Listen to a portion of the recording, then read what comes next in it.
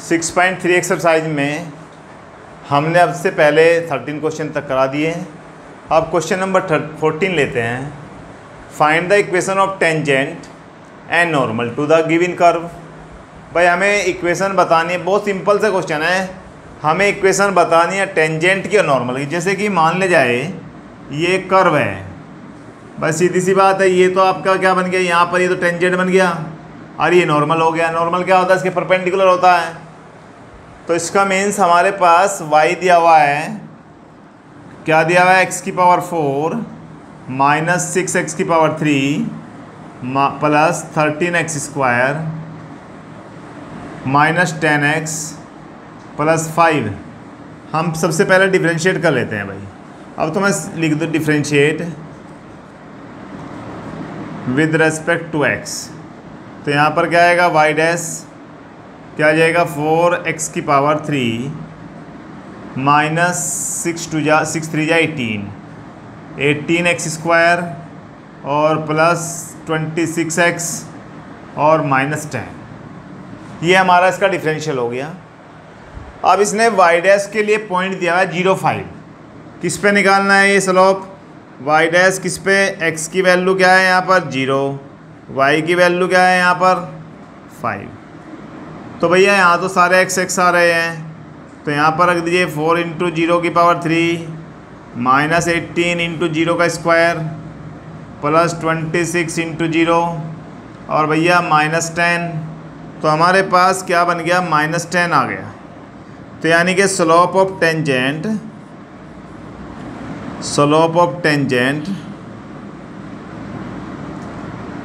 क्या आ गई, m1 की वैल्यू आ गई माइनस 10। अब इक्वेशन बना दीजिए साथ साथ, इक्वेशन ऑफ इसने पूछा है इक्वेशन ऑफ टेंजेंट बनाइए और नॉर्मल बनाइए। तो y माइनस y1 यहाँ पर आ जाएगा m1 into x minus x1। अब हमारे पास y माइनस y1 क्या है 5, m क्या है माइनस 10, x माइनस क्या है 0। तो y minus 5 is equal to minus 10x।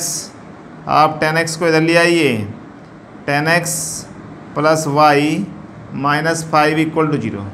ये इक्वेशन आ गई इक्वेशन ऑफ टेंजेंट। अब इक्वेशन ऑफ टेंजेंट निकल गई, हमें क्या निकालनी है, इक्वेशन ऑफ नॉर्मल। तो नॉर्मल की इक्वेशन निकालने के लिए हमें क्या करना पड़ेगा, नॉर्मल की स्लोप निकालनी पड़ेगी और पॉइंट ये है ही। तो इसका मीन्स क्या हो गया, टेंजेंट जो होता है, tangent perpendicular to the normal, tangent is perpendicular to normal. अब आप सीधा सा देखें m1 इंटू, जब दो लाइन परपेंडिकुलर होती है तो उनकी स्लोप का प्रोडक्ट -1 होता है। तो सीधी सी बात है m1 इंटू, हम लेट कर लेते हैं, let slope of normal, let slope of normal. अब भैया नॉर्मल की स्लोप निकालें तो क्या करते हैं m2।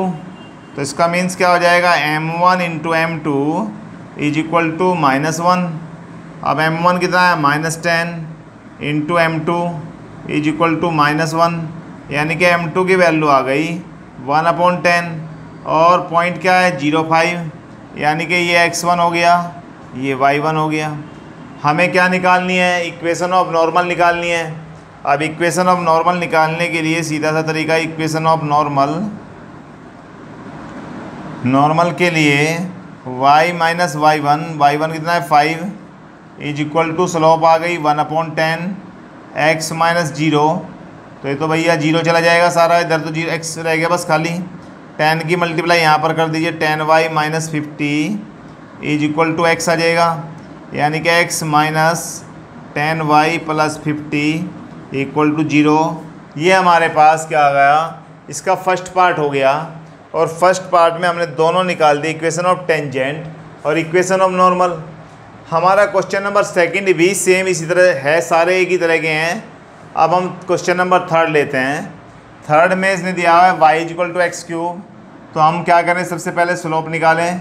स्लोप के लिए डिफ्रेंशिएट करना पड़ेगा, differentiate y dash equal to क्या आ जाएगा 3x स्क्वायर और इसे हमें y डैश की वैल्यू किस पे चाहिए, x की वैल्यू 1 और y की वैल्यू क्या है 1, तो हमारे पास 3 इंटू 1 का स्क्वायर यानी कि 3 आ गई। तो इसका मीन्स ये हुआ स्लोप ऑफ टेंजेंट 3 आ गई। तो स्लोप ऑफ टेंजेंट यानी कि m1 की वैल्यू क्या आ गई 3। हम इसे कर देते इक्वेशन बना देते इक्वेशन ऑफ टेंजेंट। अब इक्वेशन ऑफ टेंजेंट बनाने के लिए यहाँ पर हमारे पास पॉइंट है 1 1, तो 1 1 ये वाला क्या हो गया x1, ये क्या हो गया y1। टेंजेंट की इक्वेशन y माइनस y1 यहाँ पर हम कर दे equal to m1 into x minus x1। तो y माइनस y1 की वैल्यू देगी 1, m1 कितना है -3 और x माइनस क्या है 1, यानी कि y minus 1 is equal to -3x plus 3 हो जाएगा। इधर ले आइए 3x plus y minus 1 minus का 3 यानी कि आ जाता है हमारे पास 3x plus y minus 4 equal to 0। ये हमारी इक्वेशन आई अभी टेंजेंट की। हमें इक्वेशन बनानी है नॉर्मल की भी। तो नॉर्मल की इक्वेशन के लिए हमें क्या करना पड़ेगा, पहले स्लोप निकालनी पड़ेगी, फिर जब इक्वेशन बनेगी। अब स्लोप के लिए हमें क्या करना पड़ेगा, slope of tangent and slope of normal are perpendicular to each other. तो देयरफॉर हम लेट कर लेते हैं, लेट स्लोप ऑफ नॉर्मल। अगर हम नॉर्मल की स्लोप को लेट करें m2, तो परपेंडिकुलर होने के कारण m1 इंटू m2, भाई यहाँ पर लिखना चाहो लिख दो, tangent is perpendicular to the slope.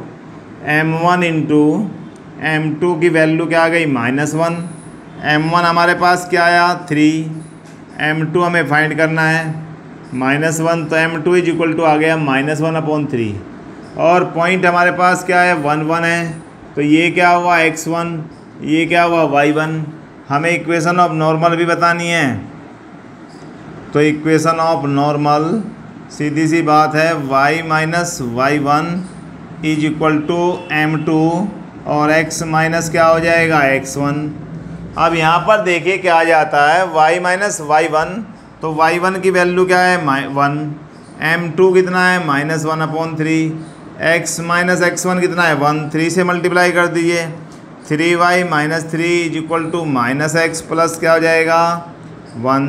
आप इसको इधर ले आइए, x प्लस 3y माइनस 3 और -1 इक्वल टू 0। तो इस तरह से बन जाएगा x plus 3y minus 4 equal to 0। तो हमारे पास इक्वेशन ऑफ टेंजेंट भी आ गई, इक्वेशन ऑफ नॉर्मल भी आ गई। हमारा क्वेश्चन नंबर 14 का थर्ड पार्ट हो गया। देखिए फर्स्ट थर्ड और सारे क्वेश्चन एक ही टाइप के हैं। मैं क्वेश्चन नंबर अब इसका 14 का 5th पार्ट करते हैं। इसमें कहा वेरी वेरी इंपॉर्टेंट क्वेश्चन है, आप ध्यान से देखें। x is equal to cos T, Y is equal to sine T और t की वैल्यू है π/4। फर्स्ट ऑफ ऑल हमें पॉइंट चाहिए, सबसे पहली बात तो पॉइंट चाहिए। इक्वेशन टेंजेंट की बनाने के लिए हमें x1 y1 चाहिए, स्लोप चाहिए। तो सबसे पहले x1 y1 को देख लेते हैं। x की वैल्यू क्या हो जाएगी कोस t के स्थान पर क्या रख देते हैं π/4, x एट π/4। तो यहाँ पर 1/√2 आ जाएगा भाई एक पॉइंट तो, और y की वैल्यू भी साइन π/4 हो जाएगी।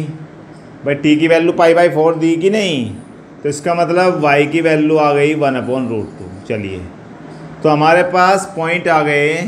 देखिए सिंपल बनाने के लिए हम पहले पॉइंट फाइंड कर लेते हैं, फिर आगे स्लोप को फाइंड करते हैं। अब स्लोप के लिए हमें क्या चाहिए, dy/dx चाहिए। भाई dy/dx तो ऐसे निकलने का नहीं, पहले dx/dt निकाल दे, फिर dy/dt निकाल दे, डिवाइड करेंगे dy/dx निकल जाएगा।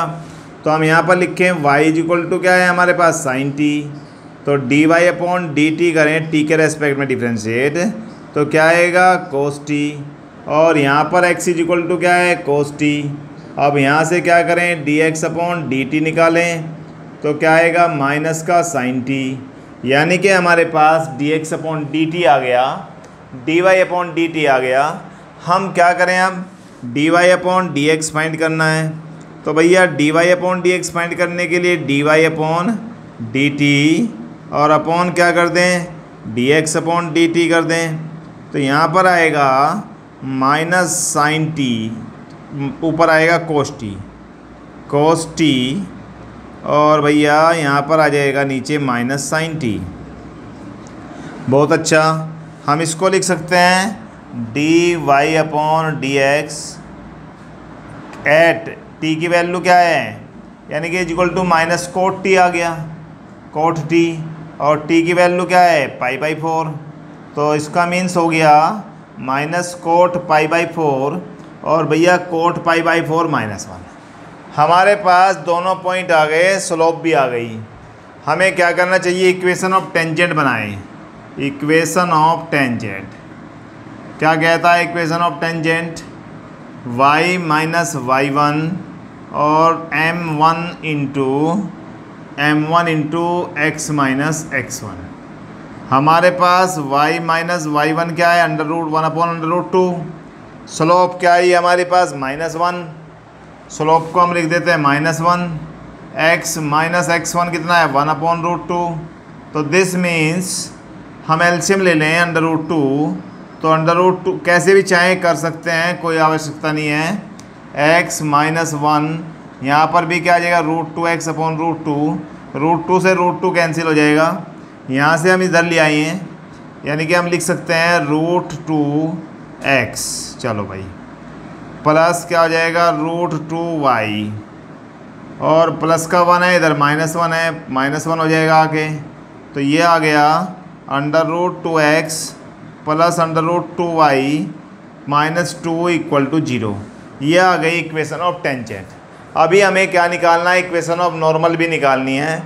अब नॉर्मल निकालने के लिए हमें क्या करना पड़ेगा, tangent perpendicular to the normal, तो हम लेट कर लेते हैं, लेट स्लोप ऑफ नॉर्मल। अब नॉर्मल की स्लोप क्या हो गई m2 और m1, दोनों इक्वेशन परपेंडिकुलर है, m1 into m2 is equal to क्या हो जाएगा -1। अब देखिए m1 कितना है -1, तो -1 into m2 is equal to -1, तो m2 की वैल्यू आ गई 1। हमारे पास स्लोप ऑफ नॉर्मल आ गई। पॉइंट क्या है, पॉइंट है 1/√2, दूसरा भी पॉइंट 1/√2, तो यानी कि ये बन जाएगा इक्वेशन ऑफ नॉर्मल बनाएं तो बेटा नॉर्मल की इक्वेशन क्या होगी, y minus y1 m2 into x minus x1। अब यहाँ से क्या मिलेगा हमें x1, ये क्या मिलेगा y1। अब y माइनस y1 कितना है, y1 की वैल्यू देखिए रही 1/√2, m2 कितना है, m2 की वैल्यू 1 और x माइनस क्या है 1/√2। देखते हैं इसको सेट करें भाई, 1/√2 से 1/√2 कट जाएगा, हमारे पास क्या बचेगा x माइनस 1 इक्वल टू 0। ये क्या आ गई इक्वेशन ऑफ नॉर्मल, और ये क्या आई इक्वेशन ऑफ टेंजेंट। इस तरह से इस लेक्चर में हमारे क्वेश्चन नंबर 14 तक कंप्लीट हो गए। नेक्स्ट लेक्चर में क्वेश्चन नंबर 15 लेते हैं। थैंक यू बेटा।